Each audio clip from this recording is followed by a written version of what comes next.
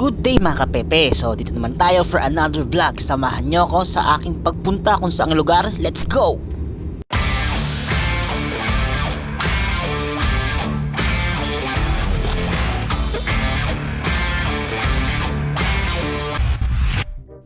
Ako si Pepe, pero hindi si Pitoy, pero Pepito ngalan ko.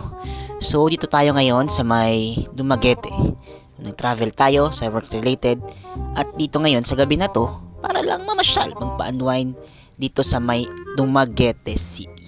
So itong area na to ay tinatawag na, ano nga ba ito? So ayon sa aking research, itong street na to ay Rizal Boulevard. Dito yan sa Dumaguete. So ito at tourist attraction na ginawa nila. So ito yung Rebulto, kanina nakita nyo yung pinaka-arko. So ito yung Panlongan Negros. So sa tapat ito ng kanilang, ng boulevard, ito yung barko na kung saan pwede mag-picture at buong area pwede mag-zumba. Pakita ko lang mga kapepe kung anong itsura tuwing sunrise dito sa Dumaguete Boulevard o sa Roas Boulevard sa Dumaguete. So ayan, napakaganda pagmasdan ng dagat dito. Maaalala mo ang mga sakit sa paa, sakit sa tiyan, sakit ng likod. Yun lang. Dahil hindi na ako nahihiya mag-video, so i-record natin ng maayos na naka-format na pang YouTube. So ito itsura ng Dumaguete Boulevard sa Ross Boulevard dito tuwing umaga. So may mga namamangkang sa dalampasigan. Sa kabilang side naman ng ating boulevard is mga taong nag-exercise, nagja-jogging, walking, at zumba. So marami ditong nagpapapawis sa mga oras na ito mga kapepe. May malapit na university nga dito sa Rizal Boulevard, Dumaguete. Ito ang Silliman University, na kilala dahil sa mga magandang passing rate nila sa iba't ibang board exam at iba pang exam sa ating gobyerno. So ito ang itsura ng boulevard tuwing umaga habang wala pang masyadong tao. So may stage sa harapan, sa kabilang side is may nagzuzumbang mga mothers. Ayan mga kapete. So dito naman sa area na to is volleyball area. Parang pwede ka mag-volleyball sa dalawang area na to, kagaya sa kabila at dito sa kabilang side na to mga pepe. Na may tsura niya paggabi. So inilawan nila ng mga tingkad na ilaw. So mga buwan kami ng punta dito is buwan ng mga Oktubre. So bare months na yun mga pepe. Ewan ko lamang kung ano itsura na ngayong December, kung napakaganda na balalo ng Rizal Boulevard, Dumaguete. Ilang metro nga lang sa Rizal Boulevard ay ang Quezon Park, na pwede ring pasyalan ng mga tao. Katabi nito ang Rebulto ni Rizal sa Dumaguete. So ayan mga pepe, papakita ko ano nakasulat sa kanyang harapan ng Rizal sa Dumaguete. So eto ang itsura niya. So medyo may konti lang yung tao. Mas madami talaga sa boulevard na nagja-jogging at naglalakad tuwing umagang ito. So ito ang Rebulto ni Rizal dito sa Dumaguete. Sa likod nito ang simbahan ng Dumaguete. Mamaya natin puntahan yun mga pepe. Papakita ko rin anong itsura nun. So si Rizal sa Dumaguete, ito ang mga nakasulat dito mga pepe. So sa kaliwang part naman nito, papakita ko naman ang abandonadong fire truck. So kilala nga daw yung fire truck na yon before pa ng mga matagal ng panahon. So ano kaya yun? So nawala na rin kasi yung pinaka-landmark niyang nakasulat. Papakita ko na lang mga pepe sa inyo. So let's go mga pepe. So kita rin dito ang memorabilia ng digmaang Hapon. So ito yun mga pepe. So pinangalan nga itong Quezon Memorial para kay President Quezon ng mga taga Dumaguete. So ito yung fire truck na sinasabi ko mga pepe. So ito Isuzong lumang fire truck nung panahon pa ng mga Hapones. So na-retired na nga itong fire truck at ginawa na lang display para tourist attraction ito sa may Quezon Park na katabi ng statue ni Rizal dito sa Dumaguete proper city. So ayun mga pepe. So ito yung tsura niya. Ayan. So napakaluma na mga pepe no. So hindi na yung gumagana. So Morita brand ng Isuzu. So ito yung pinaka fire truck. Tapos ito yung palibot ng ating Quezon Park. Magandang pasyalan mga pepe, lalo na ng buong pamilya ito sa Dumaguete. So punta na kayo mga pepe pag nagawi kayo sa Dumaguete. Pasyalan nyo tong area na to.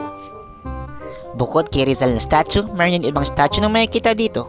Isa nga rin dito ang statue ng dating presidenteng Quezon dahil ito ay Quezon Park.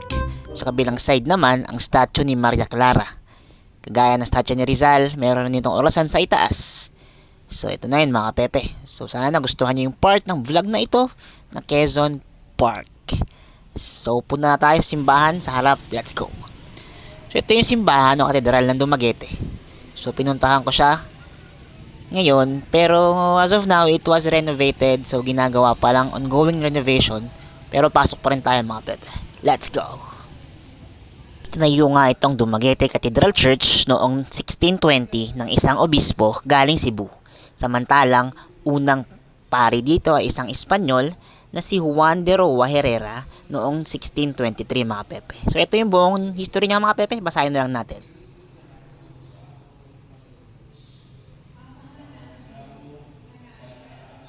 Ito naman mga kapepe ang itsura ng simbahan o katedral ng Dumaguete sa loob. Hindi natin makita yung altar kasi nga nire-renovate, pero ito yung kabuuhan pag nasa likod ka na makikita mo sa loob ng simbahan. Sa gilid naman nito ang isang rebulto ni Bishop Frederick Crooker, Bishop of Haro. So ayan mga pepe ang itsura ng Dumaguete Cathedral. Sa gilid naman nito ay mayroon sindihan ng kandila. So pwede ka magsindi ng kandila, bibili ka lang sa mga tinda sa gilid niyan, mura lang yan mga pepe. Parang piso lang yung ganyang kaliit na kandila, so bibili ka na lang ng bundle, mura lang mga 10 piso. Pwede ka na magdasal ng iyong mga intensyon sa simbahan sa iyong mga pamilya. Katabi nga ng tirikan ng kandilang na ito, ang Bell of Dumaguete o Campanario di Dumaguete. So tara mga pepe, puntahan natin to. So konting lakad nga lang paglabas dito, ito na yung Campanario di Dumaguete. So historical site ito dito sa Dumaguete dahil nga sinubok na ng panahon at matagal nang nakatayo ang bell tower na ito mga kapepe. So punta natin yung nakasulat, let's go. So ang Bell of Dumaguete ay ang pinakamatanda bell tower dito sa Visayas. So ginawa ito para nga magbantay ng kahit anong trahedyang pwedeng mangyari dito sa bandang Dalampasigan malapit sa Dumaguete proper, Negros Oriental. So ito yung itsura niyan mga pepe sa malapit. So pupunta ako sa malayo para ipakita kung gaano kaganda ang Bell of Dumaguete o Campanario di Dumaguete. So let's go mga pepe. So ayan mga pepe, ito yung itsura ng Bell of Dumaguete o Campanario di Dumaguete sa malayo. Ayun yung park na kabila, yung Quezon Park. Sa kabilang side naman is the Katedral ng Dumaguete. So ayan mga pepe, let's go. So maraming salamat sa nanonood ng ating vlog mga pepe. Sana nagustuhan nyo nga yung kahit mini vlog na ulit na ito para lang i-feature ng iba't ibang lugar na pupuntahan natin sa Pilipinas, sa Luzon, Visayas at Mindanao. Maraming salamat mga pepe sa suportang tunay. Till next vlog mga pepe, see you, God bless. Pero bago ang lahat, ito nga yung bilihan ng pasalubok dito sa Dumaguete, ang Sands Rival na kilala sa masasarap na matatamis na pagkain. So punta kayo dito mga pepe pag pupunta kayo sa Dumaguete, mura lang, masarap pa. So let's go mga pepe, paalam ulit, ingat, God bless.